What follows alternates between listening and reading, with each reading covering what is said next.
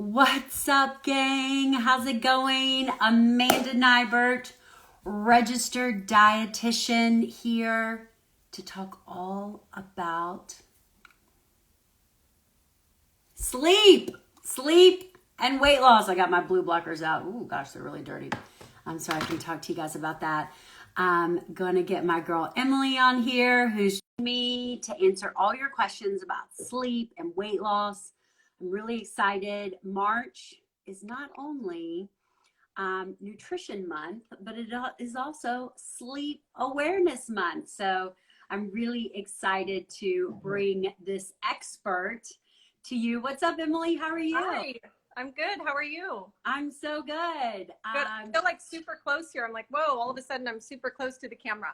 I know. It kind of like makes the images kind of crazy when we jump on together. But really excited to talk to you guys about sleep. You know, I kind of mention it here and there. It's something that we talk a lot about with my lean clients in the monthly membership, because I work with a lot of women between like 40 and 60. I work with women of all ages, but that tends to be a big chunk of the people that I work with. And, you know, we're all dealing with that kind of midsection bloat, that gain that we see. That's like, what's this about? I haven't changed the way I eat. I haven't changed the way I exercise, but I've all of a sudden have this kind of spare tire.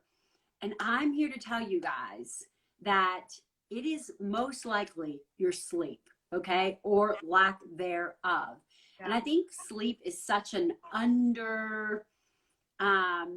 talked about, you know, kind of health component of your life. So I'm really excited. Let me introduce Emily. Emily is a board certified nurse practitioner. She's a sleep expert, a freelance sleep consultant, and a member of the American Academy of Sleep Medicine. So again, the expert here.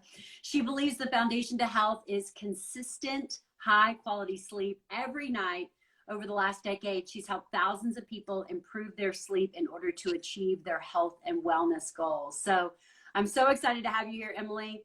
Emily, you are across the world from me, kinda. Where are you? Yeah, we live in Hawaii, so it's only 3 o'clock in the afternoon here. I love that. I love that. So coordinating this time was a little bit of a challenge, but you know, I want to start out by talking a little bit about just, you know, kind of sleep basics. Give us the foundational stuff from your point of view.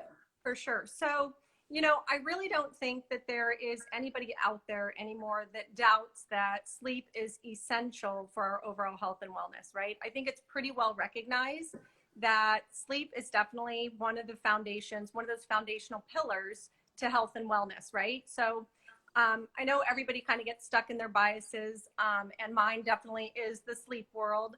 But, you know, there's really those 4 big pillars of health, and that is quality sleep, nutrition, exercise, and stress management, right? And so I believe that sleep is really the foundation to those other pillars, because if you aren't sleeping well, you're not going to be eating well. Most likely you're eating sugar and, you know, basically craving food that's not nutritious. You definitely don't have the energy to exercise and get out and move, and you're not motivated.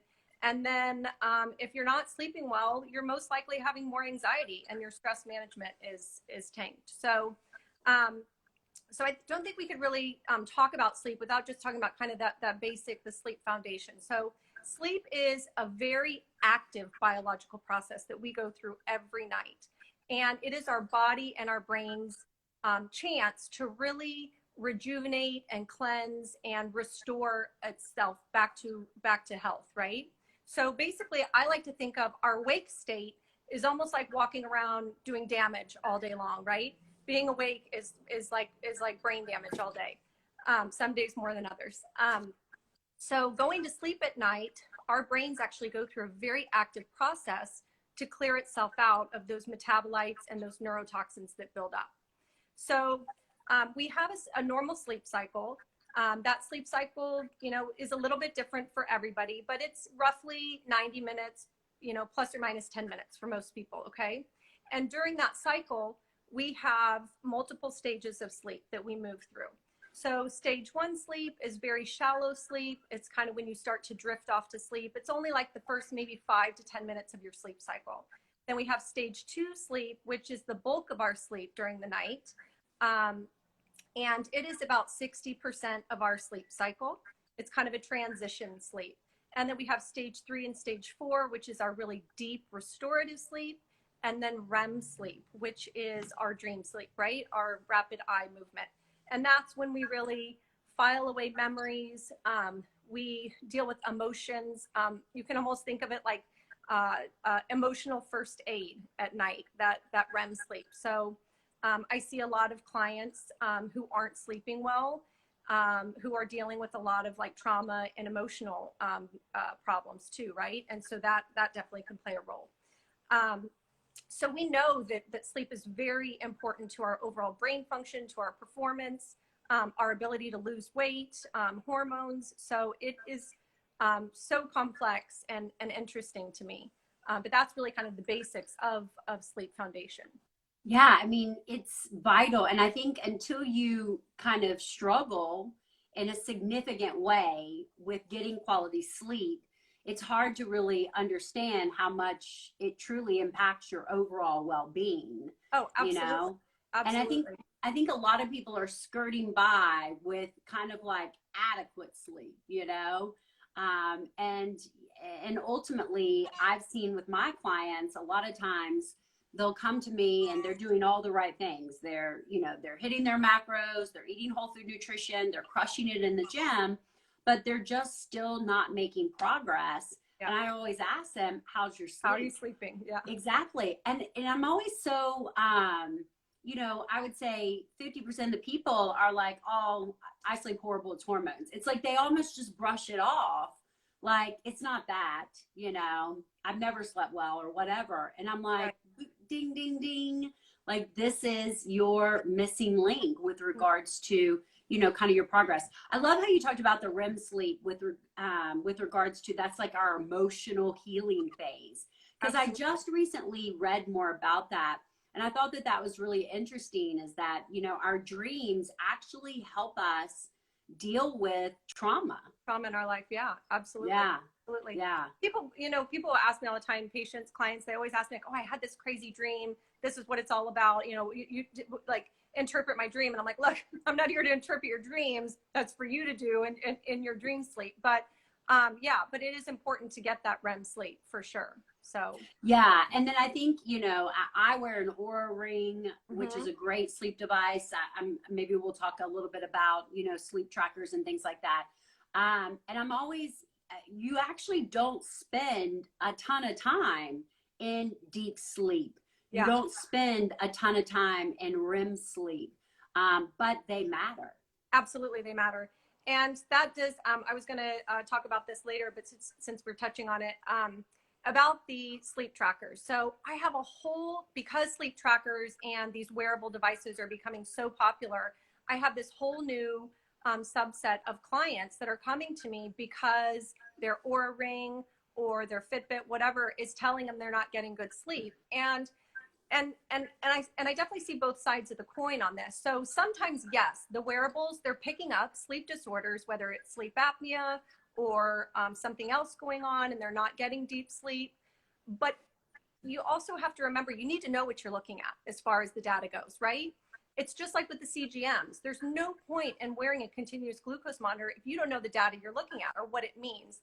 And that's the thing with the Oura Ring. People are coming to me, or whatever wearable, they're coming to me like, now they have this huge anxiety around sleep because they don't think they're sleeping well. And I'm like, take the ring off. Let's just talk about your, like, I want you to sleep with the ring or the watch off for 2 weeks. I want you to log it. Let's work on a diary and let me know how you're feeling. I don't like to treat data. I like to treat people. And so I think that the wearables are good, but they also can create an entire anxiety around it that is unnecessary. So you have to be careful with those for sure. You need to know what you're looking at. That I can definitely see that in terms of you know, over analyzing the data, or like what you said, you know, you have no clue what the data means. Right. We see that a ton as we're going through like the CGM right now. Yes. Again, people are like, oh my God, my sugar went up. And I'm like, it's supposed to. inevitable that your sugar goes up, you know? Yeah. It's about how high did it go and how fast did it come down, you know? So Right. it's like they expect everything to be flatlined. I'm like, it doesn't work like that. It doesn't work like that. Yeah, you know what you're looking at for sure. Yeah, let's talk a little bit about, you know, just, and I know you mentioned a little bit about this, but just how sleep overall impacts your health. Yeah. So sleep really affects every aspect of our being, right? Every system of our body. So it definitely affects our neurological system, the autonomic nervous system, our parasympathetic and our sympathetic nervous system, and it also relates back to sleep. It's definitely a two-way street. But and I think we should mention when we talk about the sympathetic and the parasympathetic, that's really correlated to your adrenals, right? Yes. Yeah, yes. Absolutely. So when people talk about adrenal fatigue, when we talk about, you know, thyroid issues, they're talking about this whole system, you know, that goes on in your body. Yeah. Yeah. I think that, yes, there is definitely some misconception around it for sure. But it's very interesting because in, I believe it was 2012, 2013, you know, sleep medicine is a fairly new field, 50 years, you know, so we're still discovering a lot. And researchers discovered a glymphatic system, which is in the brain, and it's basically the brain's way to cleanse itself every night. And basically what happens is your brain during sleep, it's really only active during sleep, just contracts a little bit and shrinks down, and allows the astroglial cells to open up a little bit and the cerebral spinal fluid to really wash through the brain. And what that does is it clears out all the metabolites and the neurotoxins and the plaques that build up throughout the day. And we know on postmortem autopsies that Alzheimer's dementia is related to these amyloid plaques from poor sleep. We now know it's from poor sleep and poor blood sugar control. Those are the top two things, right?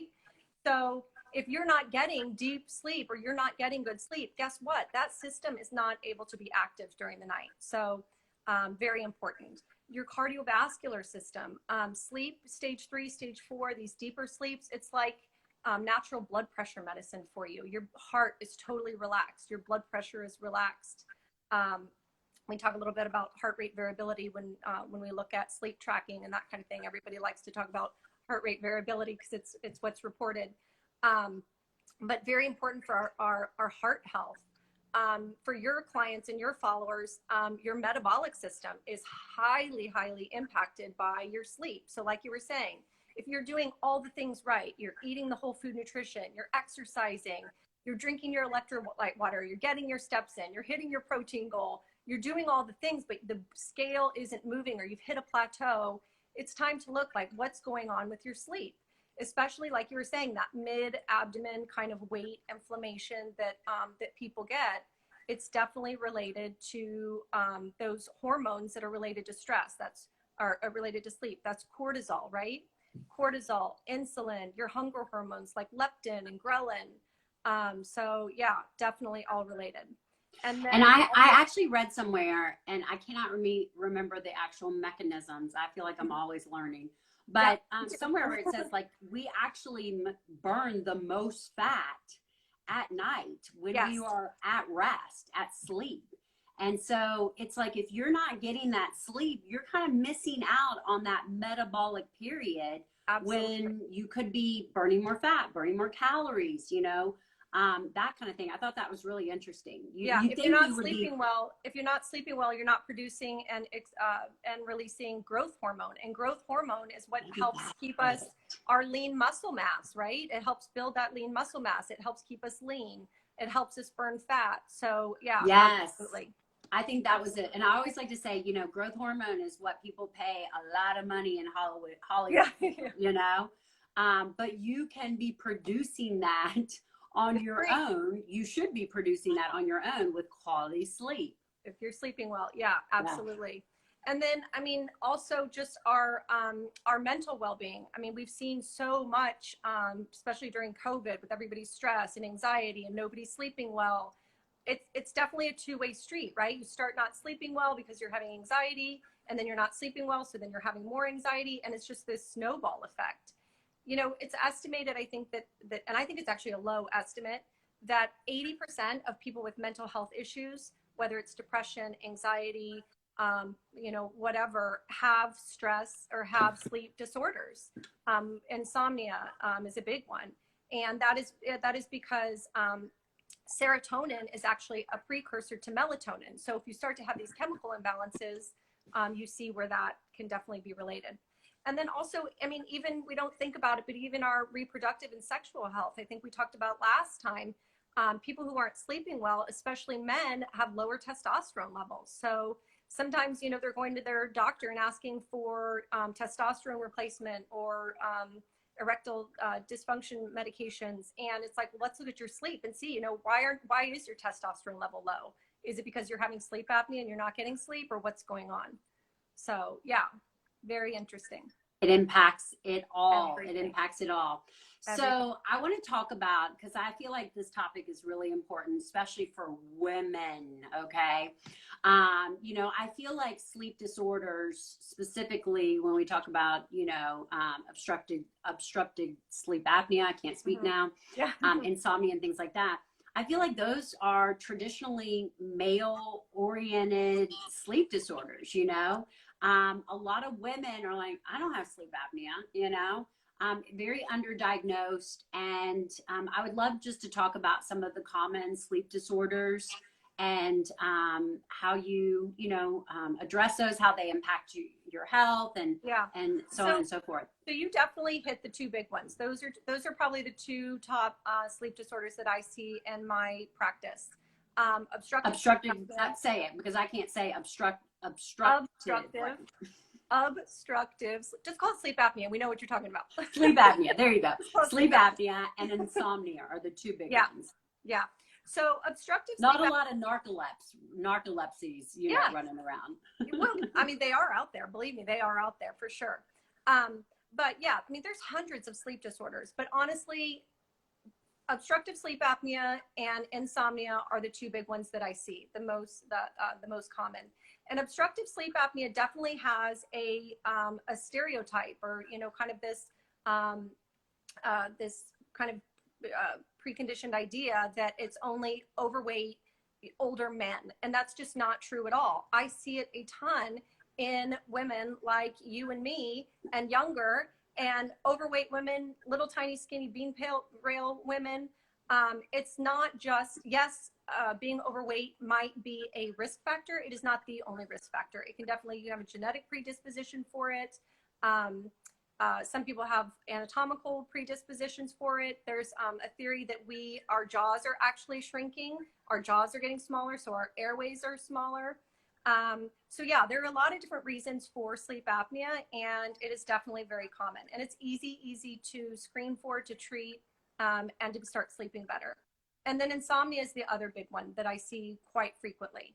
So, and that one can be a little bit more tough. I mean, it takes work. It takes work to sleep well. When you're not sleeping well, it takes some work and some effort, just like it does for weight loss or for health, right? I think it's even harder.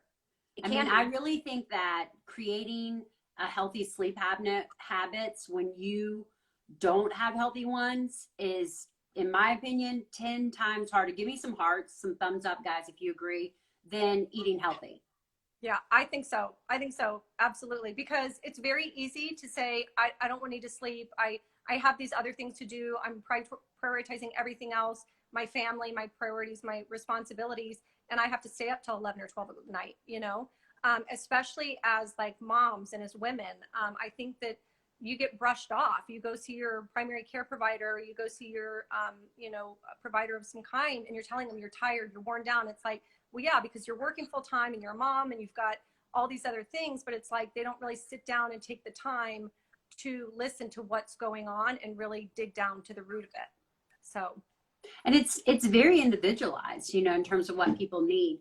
Let's talk a little bit about, I would love just to very quickly go through what do you feel like are the foundations to creating good sleep? Yeah. What are just some tips that we can take away that will help us maximize the quality of our sleep? Because sometimes it's not about the quantity, you No, know. yeah. So when we talk about sleep, we definitely look at quantity and quality, right? So the average adult needs about 7.5 hours plus or minus 30 minutes of sleep, right? But just because you're asleep for 7.5 hours, if you're not getting the deep restorative sleep and the REM sleep, well, then you're not getting the quality sleep. So you really do have to look at both factors on that for sure. And that was my husband. Actually, Emily worked with my husband. And I always said he had sleep apnea because he snores like a log. But it wasn't really, in defense of the Oura Ring, it wasn't until he got his Oura Ring that he was like, I sleep like crap. I mean, Yeah. he hits the pillow and it's comedy. He's like, I'm going to sleep. And I'm like, well, I'll start your countdown. 30 seconds from now, you will be asleep. And it takes me like 2 hours to wind down and go to sleep.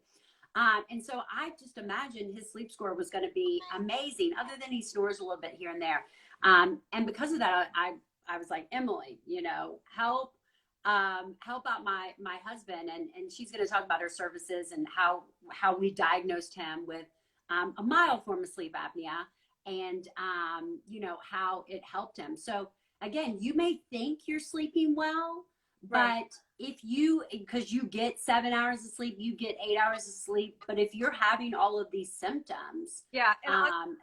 So if you're falling asleep, I mean, it should take you about at least 5-10 minutes to drift off to sleep. So if you're one of those people, like as soon as you hit the pillow, you're out like a light, you've got sleep deprivation. So that is definitely a clue right there. If you hit the pillow immediately. So it's not healthy. There's definitely an underlying something going on if you fall asleep immediately, for sure. And again, you could be getting 7 hours of sleep, but you're not getting the restorative sleep. Exactly. So when you talk about sleep deprivation, in that sense, Exactly. it could go either ways. Yeah. Yeah. So, so really, I mean, I have a ton of sleep tips, but if I had to just choose like my very top 3 sleep tips, I would say number 1 is really support and honor your circadian rhythm. Okay. So circadian rhythms are so important. And it's basically, I did a post about it today. It's basically just, there are many different circadian rhythms that we follow. And the sleep wake cycle is really the one that we talk about the most, but it's the 24-hour cycle. Okay. And it's our natural biological clock, right? And so there are really 2 factors that impact that circadian rhythm, that sleep cycle the most. Number 1 is light, and number 2 is eating and food times, meal times. So it is so important, and I think I really take this for granted living in Hawaii. It is so important to get outside in the morning. Get outside every single morning. If you can get out and see the sunrise and expose yourself to natural sunlight, that is the most important thing to reset your natural clock. Okay. So get outside, first thing in the morning, get like 30 minutes of sunlight if you can, natural sunlight throughout the day, and then decrease that exposure to light as the sun goes down. I mean, and guys, you don't have to watch the sunrise, okay? Yeah, you don't have to watch the sunrise, but if you don't have to watch the sunrise, okay? But from what I understand, and correct me if I'm wrong, your ability to wake up and within kind of 30 to 60 minutes of rising, get outside, expose your eyeballs to natural sunlight is very powerful at actually priming your melatonin for the night to come. Yeah, absolutely. Yeah. So yes, if you have the ability to actually have your eyeballs watch the sunrise and watch the sunset, that actually does reset the brain more than anything. But if you don't want to get up before sunrise, or you don't have the ability to do that, just getting outside and getting natural sunlight is probably the most important thing that you can do. And then time restricted eating, like you have in your program, right? So when you eat a big heavy meal at night, you eat like a late night pizza or a really rich meal and you go to sleep, you're not going to sleep well that night, right? I mean, you're going to wake up with acid reflux or meat mares, or, it's really important to have a empty stomach when you go to sleep. So I tell my patients and clients, try to cut off food at least 3 hours before bedtime, 2 hours at the very minimum. For most people, Because honestly, the body can't like prime itself for sleep if it's focused on digestion, yeah. which is a very metabolic heavy process Oh, yeah. in the body. Absolutely. Yeah. Very taxing on the body to metabolize a big meal, for sure. And then I would say probably number 2 is just to be really mindful of disruptors. And I say mindful of disruptors because I'm not going to say avoid them altogether. But when I say disruptors, I mean alcohol, marijuana. They both. Oh, Emily, people lost their mind over the THC thing. Because yeah. yes, you know, I mean, I got so many comments about what everybody thinks that it helps them sleep better. And what it does is alcohol and marijuana might sedate you. So you think you're actually falling asleep. You're actually in a different state, a sedated state, but you're going to wake up throughout the night. When that wears off, you're going to be waking up throughout the night. What does your Aura Ring do those nights when you have a couple cocktails? What kind of scores are you getting? If I have one cocktail, my sleep score tanks. Yeah, absolutely. But so I guess it's just the same thing with THC because people want to know about the little, you know, sleep gummies and stuff. Right. Is it just, you know, because you're kind of in that altered, I guess, state or something that you just can't get into that deep sleep? It's metabolizing the chemicals and the THC, and then also it actually blocks REM sleep. Just like alcohol blocks REM sleep. So you don't get adequate REM sleep. And like we said, your sleep should be of your total sleep time, approximately 20%. And you just don't get that when you have marijuana and alcohol on board. So you're missing like a full stage. Right. Absolutely. Yeah. And believe me, and when I say avoid them, like I'm not a Puritan, right? I'm going to have a couple glasses of wine on the weekend, but I know my sleep is going to suck that night. I mean, I just know it's going to happen. I'm not going to freak out about it, right? But that really kind of goes to that notion of like, you know, people having that one glass of wine, you know. I mean, again, I think that there's a period where alcohol was touted as very healthy for us. It's good for your heart. Have a glass of red wine once a day. Right. And I just tell people, I'm like, that's bullshit. I'm sorry. That was 3 glasses on Friday and be done with it. Exactly. Because that one glass every night is creating major nightly harm versus once a week. Yeah. Okay. So disruptors like alcohol, marijuana. Sorry about the THC, guys. Yeah, sorry about that. Caffeine, everybody knows about caffeine. Sugar is a huge disruptor. So, you know, I have a couple of clients who actually wore CGMs, and at night we would see if they would eat a dessert at night before bed, what would happen is their blood sugar shoots up through the roof, and then the body tries to correct it, right? And will oftentimes overcorrect it. So then you get a dip in your blood sugar at night, waking you up. So balancing your blood sugar is really important. And I kind of lump that in with the disruptors. The other one that really could be on either side with light or a disruptor is the screens, okay? And everybody tells me now, like, no, Emily, I'm wearing my blue blockers. I'm wearing my blue blockers at night. Yeah, great. Those are cute too. The blue blockers are great for blocking the blue light, but I'm not necessarily as worried about that as about the information we are consuming through our screens at night. That's where I see a lot of the problem, you know, and a lot of the stress and anxiety surrounding sleep. You can't tell me that as a child, when you saw Nightmare on Elm Street, I think that was Poltergeist. It was Poltergeist. Poltergeist. Dear God, of course you're going to wake up with nightmares, right? So that's the same thing. We're watching the news, the 10 o'clock news of everything terrible in the world.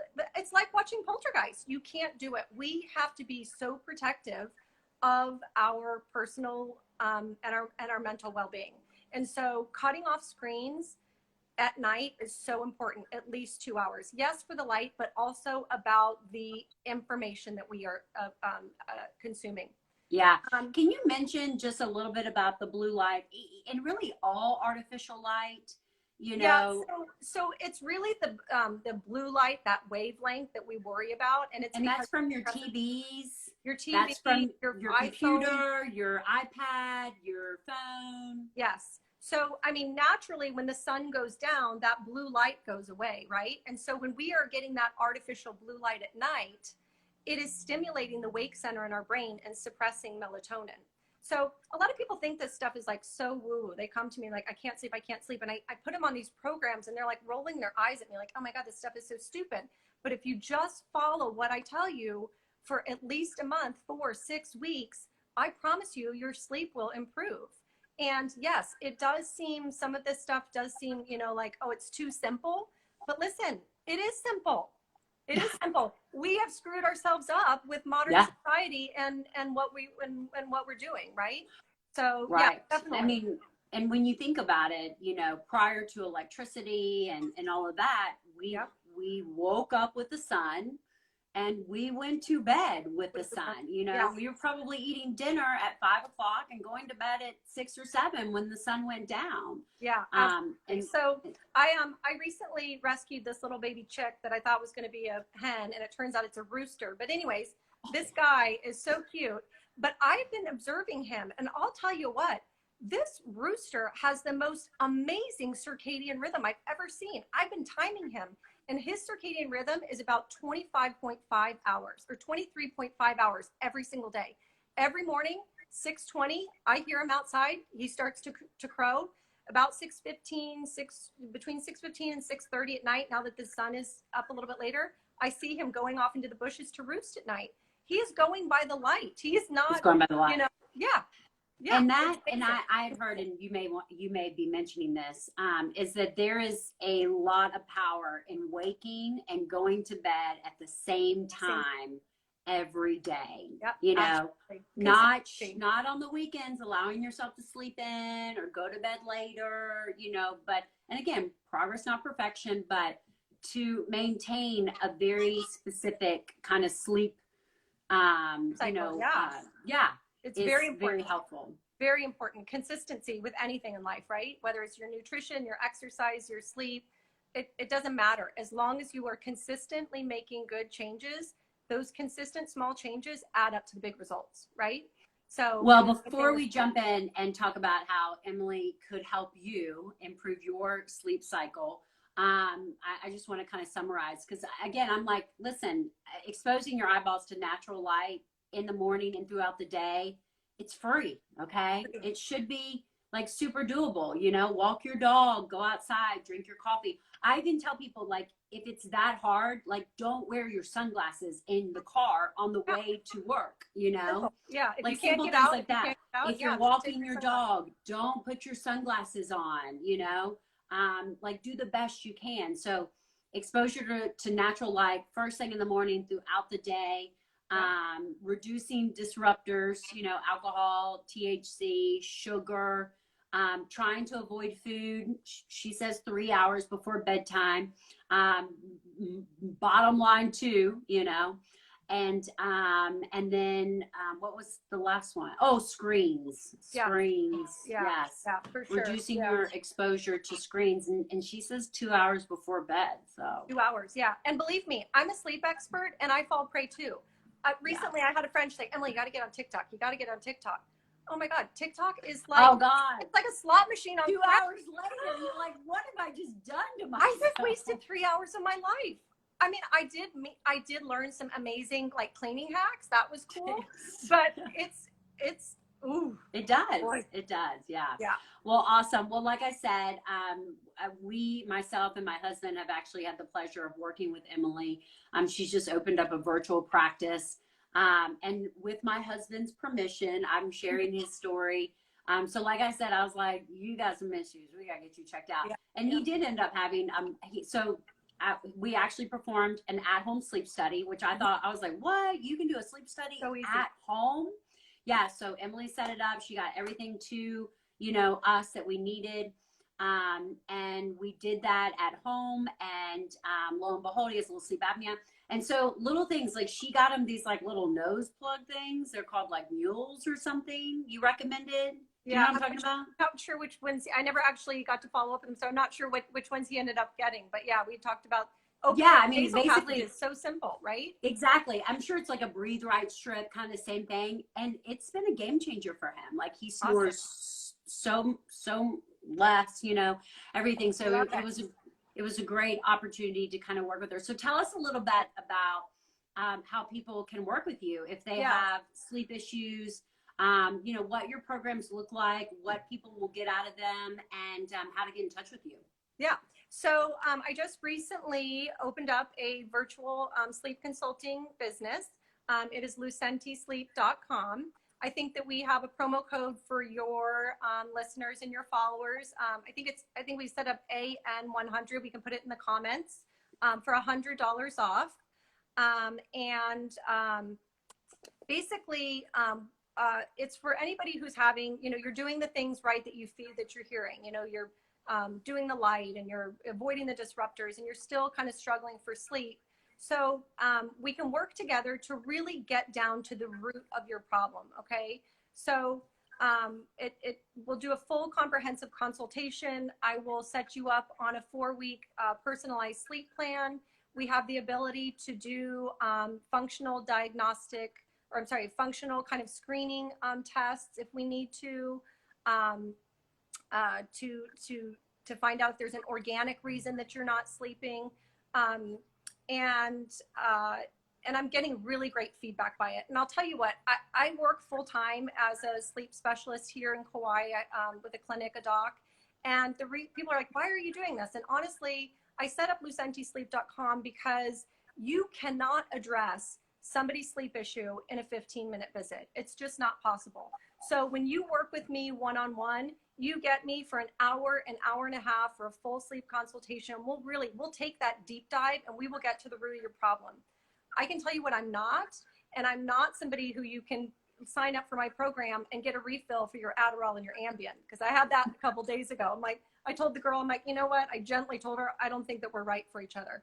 There are providers out there they'll write you a prescription for your Ambien and your Adderall and just send you out the door. But that's not what I'm here for. I want to help you with your sleep. I want you to sleep better. I want to help you achieve your health and wellness goals, your weight loss goals. And I'm super excited about it. So I love that. Yeah. So I put her website in the comments. Also follow Lucente Sleep is what you are on Instagram. She's just now starting to put out great content. So I'm sure she's got a link in her bio for more information of that. Grab code AN100 for a big discount. Let's take a couple of questions. So Missy says, I had a sleep study done, tried a CPAP machine. It gave me TMG because I had to change how I slept. Any suggestions? So, you know, I again, can you address that? Because I do feel like that's kind of the other thing is people will get diagnosed with sleep apnea. They're given a CPAP and they're not effortless to adjust to. Yeah. But there's been so many advances in that area. Oh, absolutely. Absolutely. So, and I do want to clarify one thing. While you can do like functional screening tests with me, I am not there to take place of your medical practitioner and write you a prescription for your CPAP. Okay. I really would love to explore other options because there are other options for people. And I think oftentimes people resist going to see a sleep specialist because they're like, I don't want to have to go on a CPAP machine, or I don't want to go to the lab and sleep. And there definitely are other options. I mean, that's kind of a loaded question because it depends. You know what I mean? Does she have allergies? Is her nose stopped up? Does she have large tonsils? So that's something that you really need to talk to somebody about, if not me, another provider, and see what's the cause of the sleep apnea and what else can you do about it? Because, you know, I'm not going to lie, not everybody is tolerable to CPAP. There's a large percentage of the population that just cannot tolerate it. Cannot talk. But there's different masks now, like there's a million different kinds of masks. Like don't just do one thing and say it didn't work. Yeah. You know, that's the power of working with someone to kind of work through the challenges. Because let me tell you, once that CPAP starts working and you start sleeping like a baby, your life will change. Absolutely. Yeah. Everything about it. Let's see here. What other questions do you guys have? I think somebody asked if you take insurance, and right now I think Emily's program is self-pay. No, yeah. So she is working with clients that are again looking for that upper level support, that kind of one-on-one, kind of coaching, and again, kind of to do the hard work. I think Absolutely. like my program does lean, and I think Emily's going to hold you accountable in terms of the challenges, the sleep prescription that she sets up, which is, obviously it's not going to be super effortless. I mean, if somebody tells me I got to put my phone away 2 hours before bed, I'm definitely going to need someone to hold me accountable for that. It's going to be hard, It's hard. It's hard. And I imagine in my life, it'd probably be like, okay, well, I'm going to start with 30 minutes before bed. And Well, then I'm going to start, and and then I'm that's going to fine. build on. Yeah. And then you work up to it. Absolutely. And this then is build all on an it, ideal world. You know what I mean? I'm not a Puritan. And that's the other thing too, is I just want to say before we wrap up is honestly, I see so much anxiety around sleep. Okay. I think that now we know so much about sleep. Sleep is coming to the forefront as really a major pillar for health and wellness. And then people who don't sleep well get more anxiety about their sleep. And guess what that does? It makes them not sleep. And it's a self-perpetuating Vicious cycle. Yes, it is a vicious cycle. So that is also where I can come in to try to help coach and counsel you through some of that for sure. Tasha has a great question. Tasha, I know your sleep schedule. When trying to reset your sleep cycle, how long does it take, and how long does it take to begin to see the physical benefits? Yeah. So if somebody's like trying to, again, ease themselves into going to bed earlier or whatever, all the things, and then how long does that take? And then how long would it take to actually feel the physical benefits? Well, once you start sleeping well, I mean, you can tell a difference when you sleep well one night as opposed to the next night, right? When you don't sleep well. So you're going to start to feel the benefits every night that you get a good night's sleep. But that being said, you just have to be realistic, right? It's like weight loss. You can't expect that you eat right, you eat healthy one day, and then all of a sudden the weight comes off. It's the same thing. If you're used to staying up till 12, 1 o'clock in the morning, don't think you're going to start going to bed at 8:30. You have to start inching it back, a half an hour. And you have to make sleep a priority. People tell me all the time, like, from 11 to 12 at midnight is the only hour I get to myself. So that's when I like to watch Netflix. And I'm like, okay, well, if Netflix is that much of a priority, I want you to go to sleep at 11 and you wake up an hour early to watch your Netflix. Guess what? Nobody's doing that. Nobody's doing that. Trisha, you made me laugh out loud. My husband and I both had our lives change when he got his CPAP. Absolutely. The bed part. No, I believe it. I mean, I now understand why sometimes husband and wives sleep in separate rooms. A lot of people. It's actually very common. It's not just like the sitcom of old people. I mean, snoring is a major ultimately issue. Because that whatever that is can be very disruptive to my sleep. Yeah. Somebody's asking, what amount of deep sleep is necessary or a good amount time wise? So on average, it's about 20% of your total sleep time. Okay. And you're going to have some variability night to night. I mean, that equate, I think on like my Oura Ring, it's like you should get like, an hour and a half. I mean, it's kind of small periods. Yeah. So it depends too how many hours you're sleeping. REM sleep, deep sleep and REM sleep each are 25%. Yeah, 20 to 25%. I usually say stage 2 or the lighter sleep is 60%, deep sleep is 20%, and the REM sleep is 20%. And and those are just kind of guidelines, right? So don't get too tied up in it when you're looking at your data. Yeah. And the other thing that I think I read, correct me if I'm wrong, you actually cycle through those 4 stages. Most people like 3 times a night, right? Yeah. Well, I would hope it's more than that even. Oh, okay. So if you're because it's about 90 minutes, right? So about an hour and a half. So I'd like you to be getting like 5.5, 6 sleep cycles for sure. Yeah. Yes. If you're really getting 7.5 to 8 hours of sleep. Okay. Yeah. I'm a 9-hour girl. It's not like light sleep, deep sleep, REM sleep, wake up. It's kind of a constant and you cycle. wake up during the night. It's okay to wake up during the night. We wake up many times during the night. That's normal. But it's when you have a hard time going back to sleep is when there's a problem. I'm glad you brought that up because I have a lot of people that will say, I wake up, okay, here's a tip. And I don't know if Emily will agree, but I heard this. If you wake up at night because you have to pee, have a little bit more salt at dinner time because it actually helps you to retain that urine so you don't have to sleep all night. I mean, so you don't have to get up and pee. So that's a nice tip. So waking up at night is not necessarily a bad thing. It's just a matter of if you can fall back asleep relatively quickly. Right. But you shouldn't be waking up to go pee, you know, more than a couple of times. If you're waking up 3, 4, 5 times to go pee, there's something going on, right? Is it electrolytes? Is it sugar? Is it sleep apnea? You know, there's something else going on. Is it the prostate? There's definitely something else going on that needs to be investigated for sure. Mary, hi, Mary. Happy birthday, Mary. Oh, happy birthday, Mary. 60th birthday yesterday. She's had an incredible year. Super proud of her. Awesome. She asked, can bad sleep lead to seizures?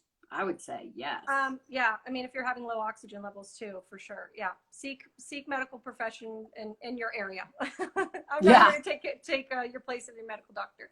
Yeah. Oh, I love this. Everyone's talking about mouth taping, and you just did a post on this. Do you suggest taping the mouth closed for some people? Yeah, absolutely. For some people, it works great. Yeah, absolutely. So I just did a post on that yesterday. You can check out my post on Instagram.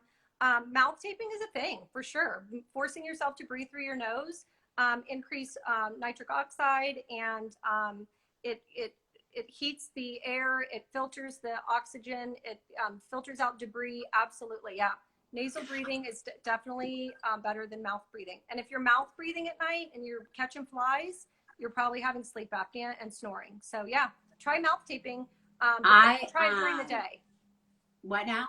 I tell people to try it during the day to get used to it and make sure that you've got good patent nasal passages before you just do it at night for sure. And make sure you're using tape that's not going to cause problems on your skin.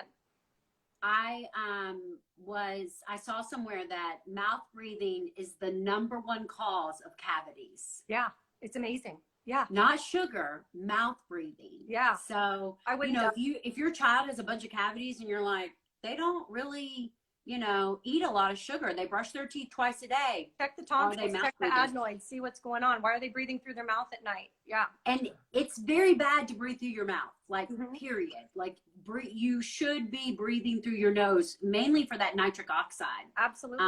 And it filters for sure. So yeah, definitely. Mouth taping, it's super cool. I love it. Yeah, give it a try. I thought that was super cool. I have vivid dreams every night. Does that mean I'm not getting good sleep? No, not at all. Nope. It sounds like you're processing. Yeah, you're processing that emotional trauma. You're processing your emotions for the day. I kind of go through, cycles. I feel like when my magnesium is well optimized, I have really quality dreams, vivid dreams, that I can sometimes remember when I wake up. Magnesium is a powerful supplement for sleep. We should come on. We'll do another call. I know. To do a full supplements for sleep, we'd be here for 2 days. Yeah, for sure. Yeah. Okay. I'm sure you have to go. So let me see if there's any more questions, and then we'll wrap this up. I wake up multiple times a night. Am I actually getting good sleep? Yeah, we actually answered that one. So it is possible. Thank you. Love the program. Great session. Going to get my son a sleep study. Awesome. Thank you so much, Emily. You are a wealth of information. Maybe at the end of the month, we'll come back and talk more about strategies to optimize your sleep, supplements that will help your sleep, devices. Yeah, there's a lot. There's a lot to talk about. There's a lot to talk about. But guys, at the bare minimum, absolutely give Emily a follow at Lucenta Sleep. Yes. Check out all the content she's got going on. We would love it if after this you go to my page and share this in your story so all your friends and family can see it. Now, guess what, guys? It's time to go to bed. It is time to go to bed. Not you. You still got a couple hours left. But me, it's bedtime. It's bedtime. So very good. Bye, guys. Sleep well, Amanda. Thanks so much, Emily. Talk to you soon. Bye. Bye. Thank you.